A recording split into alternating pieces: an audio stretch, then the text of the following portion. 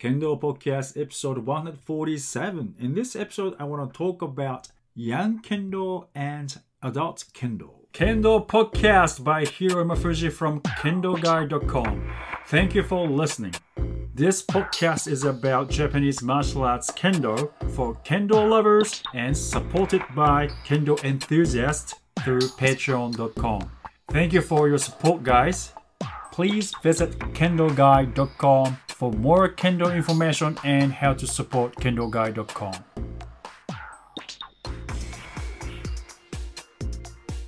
Welcome to Kendo Podcast episode 147. Someone asked me what's the difference between young Kendo and adult Kendo. But it's basically it means Kendo that the youth should be doing, and Kendo the adults should be doing. And again, I'm sorry, it's been kind of getting very probably annoying to you guys. I'm still not well. I don't know why it's been around, my asthma problem. If I cough a lot during this podcast, I am very sorry, and I'll be short and to the point. Now, adult Kendo, well, basically, differences, it's my view, okay? So don't take it as the old professional view.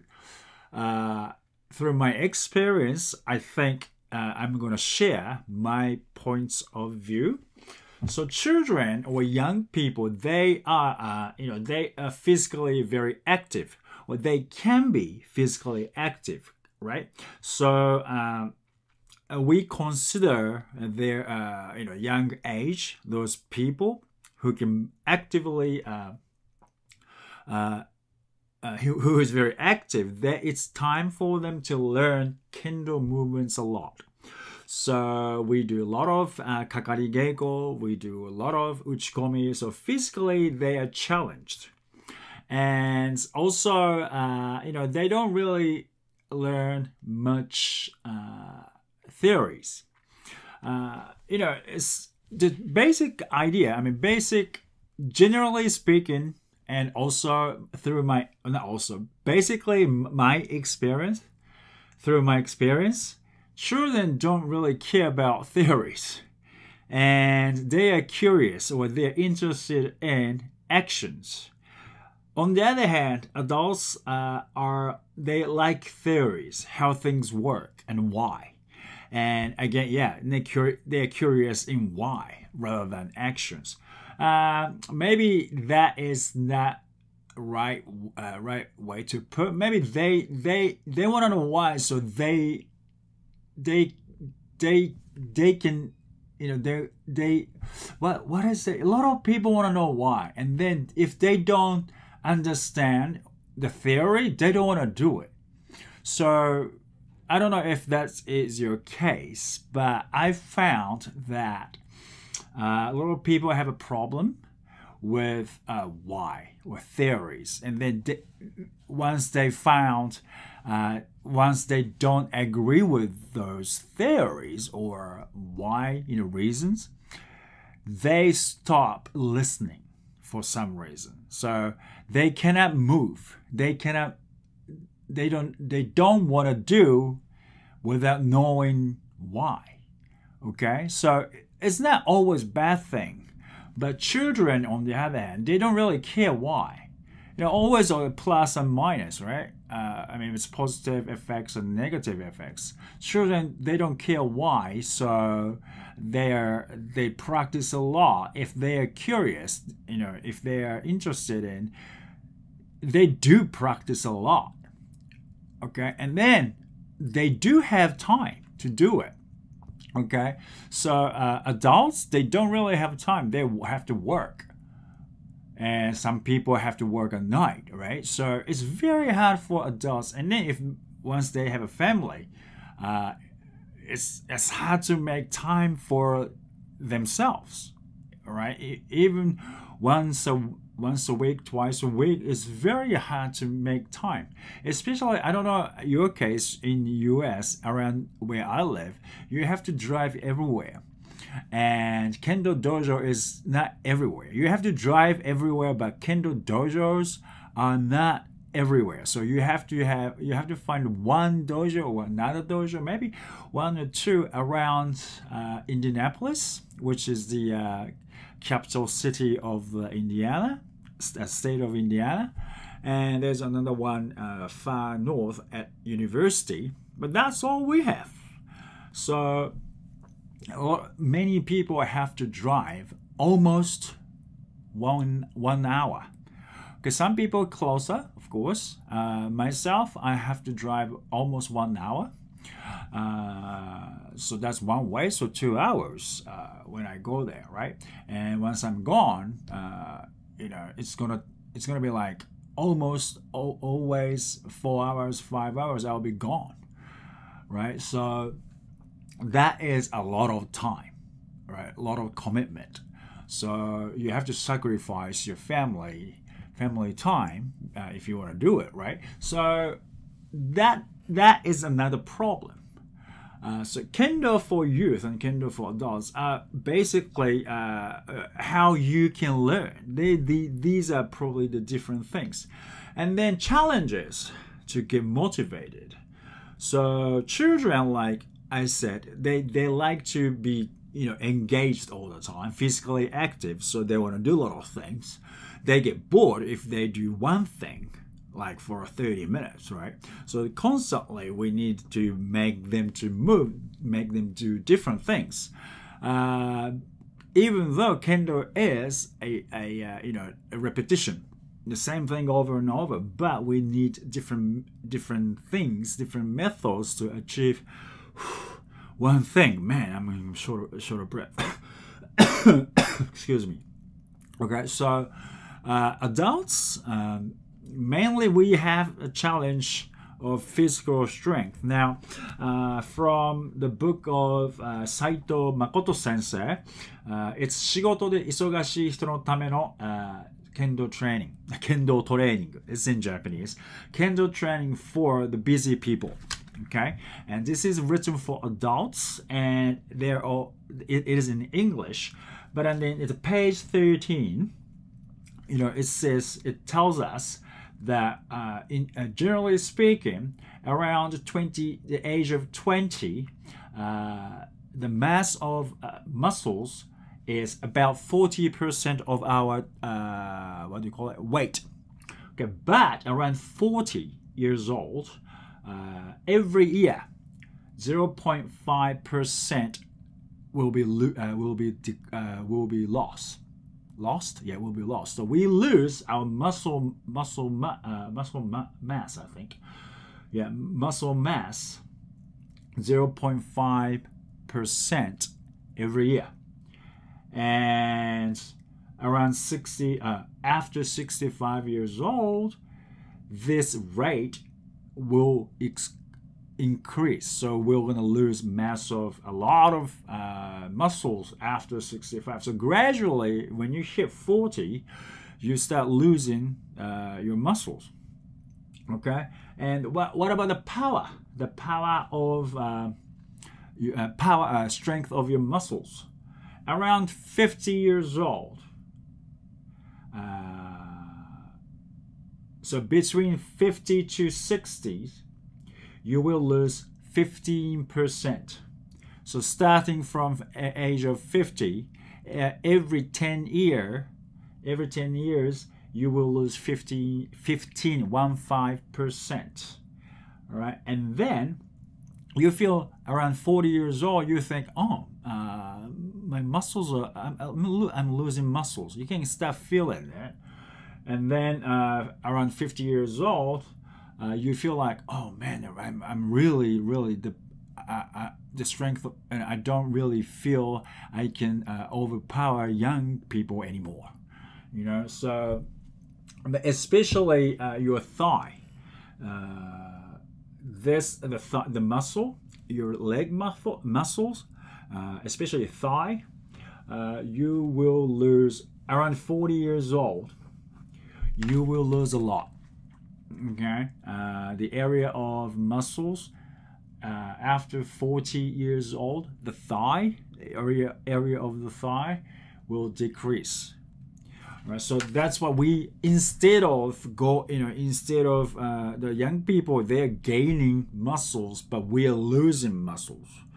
So of course we cannot move like children or young people. Right, so and children have to learn the technique wise. They have to learn shikake waza, which is you initiates moves a lot. Okay, you initiate, strike, offense, right? But adults, as I said, we're losing muscles. We can't do it. So one, we have to maintain, or we have to train harder in a way, harder than children or young people. Not like a lot harder, but we have to fight against this natural deterioration. All right, and we have to even when we cannot gain muscles, we have to kind of slow down the loss of muscles, and then we can start, from there we can start learning techniques, and you have to learn shikake waza for you to do oji waza. I think that these are kind of different. Of course, I'm talking about Kendo for adults as late starters. Like if you have children, if you started Kendo as a child, and then it's a different story.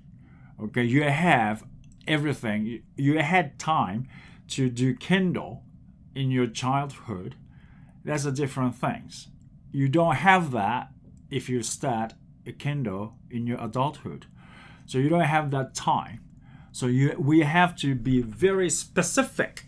Specifically, we have to learn certain skills, right, to enjoy Kendo. Not to beat everyone, to enjoy Kendo. Otherwise, it's very hard for late starters to enjoy Kendo. Okay? Now, what abilities do we need in Kendo?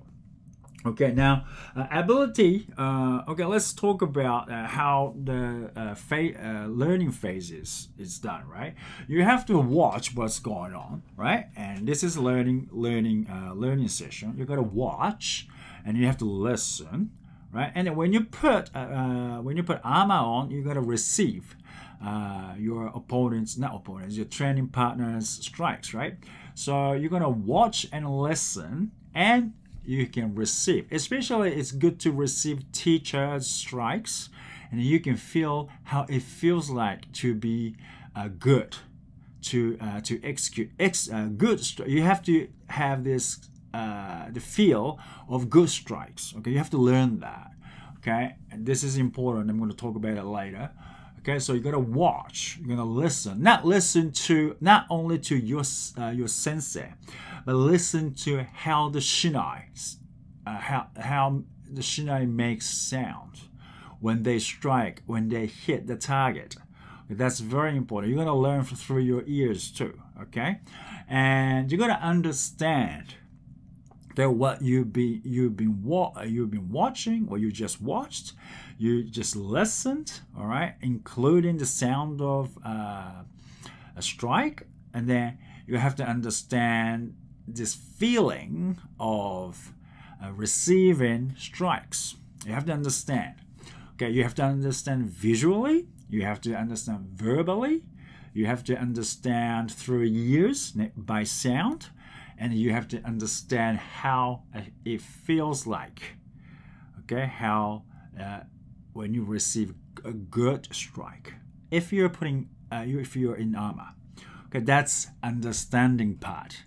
Okay, watch, listen, receive. You understand this visually, verbally, and through ears, and you have to learn through feeling of the strikes, how it feels like when you receive it, and you have to replicate that. Okay, whatever you have learned through your eyes, through your ears, and through your feels, touch, whatever you want to name it, feel. Okay, we have to replicate the action. Okay, and then what you saw, what you listened, the action should be like this, a sequence of actions, and then you have to hear the sound of your strike. Okay, did it make the similar sound to your teacher or your senpai, or nothing like that at all? All right, so you gotta know how. So that is, and again, how did it feel like? Do you think it feels you gave your motodachi? Motodachi is a receiver. You gave your motodachi the same feeling of the strike you received. Okay, so these are the replication part. You have to replicate what you have learned. All right, and then you have to modify it. If you don't think, of course, you're going to get feedback, right? You're going to get feedback. You have to modify your actions, and then to make it more like what you have learned. And you're going to do the fine adjustment. Okay, so that is the ability you have to have in Kendo. Ability as in, how to learn. All right. Once you can do it, it's pretty. You can learn pretty quick. Okay. And the other ability, it's not here, is some people are good at reading. If they read what's going on, for example, sequence of action. Number one, you're gonna do this. Number two, you're gonna do this. Number three, you're gonna do this. For example, when you strike, which part of the shinai, what moves first when you strike? For example, maybe you start using your shinai. So the kenzaki start moving, and wrist is moving, and then your elbow is moving, right? Something like that. So if someone can understand better if they can read or sequence. Okay, so a lot of people are different. That is why it's very hard to teach Kendo in one method. So if you're good at imagining things, this is very plus. If you are good at learning through writings, it's a bit very hard, because at the dojo there's no writings, right? You listen, you look, you observe, and then you gotta feel it, and then you have to understand all that. You have to put everything together in your head, and then you gotta replicate it. And you have to have the ability to replay what you have seen in your head. And then you have to start moving your body according to that image. So if you don't have a good image, you cannot replicate it, basically. Okay? So that is the hard part. All right, and if you're good at learning through writings, especially sequence, you have to write it down, okay? And then talk to your teacher. If your teacher, maybe everyone is busy, right? So it's for you. So you write down, and maybe you can ask your teacher to check it. All right. So everyone is different. So whatever it works for you, you have to do it. But these are how you learn. It's better to learn visually, verbally, and by sound, and then feeling is very important in Kendo. If you don't know how it feels like the good strikes, you can't really replicate it, right? You don't know how strong you're striking, basically, and then the receivers, the only people who can tell you, oh, that was good or that wasn't good. So you have to rely on your motodachi, and don't get pissed off because they told you your striker is such and such, right? That is the only feedback you can get. That is the only resource. So it's a live resource. It happened right now. Right, a few seconds ago, and they're giving you feedback. You should be thankful, not getting pissed off. All right, so make sure that, I think that's also an ability to listen to your partner too. Okay, so these are the abilities, especially adult late starters. We don't have time to argue. We just have to do it, and then we have to start keep moving our body, And I think that is that we have to know the differences between young people and adults people, and we cannot move like younger people. So you have to learn. Well, we have to learn how to movements. Okay, movements first, and distance. All right, distance. You have to learn your distance. Okay, and then you have to learn when to strike really quickly. Children, they learn through training, through their activities. Adults, like I said, we don't have time, and our physical endurance and physical strength are going down, right? Of course, we can maintain, or we can even. I know some people gain muscles after they're 45 years old. So it's possible, right? It's possible, but generally speaking, we cannot do it. Okay, so don't get hurt, but we have to maintain our physical strength. So you have to do something other than kendo. Okay, and also we have to think when to learn. Okay, I was talking about not when to learn. I was talking about opportunities to strike. So we cannot learn through training hard anymore. Okay, so we have to learn when to strike, and then we have to practice that part. We can do it, right? We can do it. That only one thing at a time. This is how to strike, bang. Okay, this is when to strike, bang. Okay, we need a timing. Okay, so and then let's practice this a little more in more practical situation kind of thing. So we have to be focused. All right, and shikage waza is hard for adults people. Okay, we still have to do it because if we don't know when to strike, when to execute shikage waza, it's hard for us to do oji waza. All right, that's another thing that children learns when to strike when they were young, right? But adults, we didn't have that time. Okay, if you late starters don't have that childhood anymore. So you have to do kendo using our brain. Okay, so we really have to know. Okay, shikage was a timing. Okay, you initiate and strike when to strike timing. Okay, you use that timing for ojiwaza. Okay, so adults, it's hard for you to learn kendo, late starters, but if we do it right, you can do it. All right. So I think there are difference between children kendo, kendo for youth, and kendo for adults. All right. And then we like I said, you cannot strike a lot, so you don't have to strike a lot. If you can, go ahead, but you have to learn opportunities. You cannot rely on your physical strength all the time. Okay. You're not young anymore, so you have to start learning in clever way when to strike, okay, how to strike. All right, and then you can improve your kendo, and you can enjoy your kendo more. Okay, I hope this helps you. Okay, and I start making a notes for the PDF for a podcast in PDF file. So if you'd like to, I'm sorry, this is only for my members at Patreon.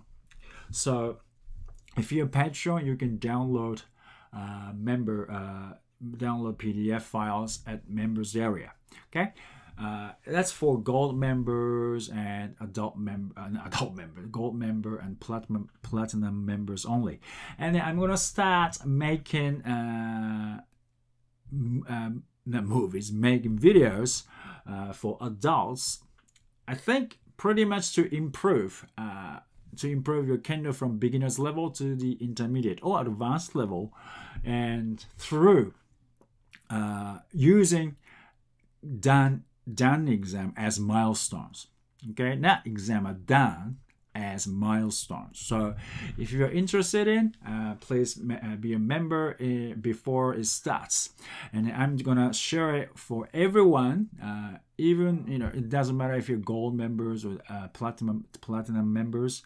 I'm gonna share it all the resources, videos and PDF files with all the members only in March. Okay, thank you for listening, and I'll see you in the next podcast.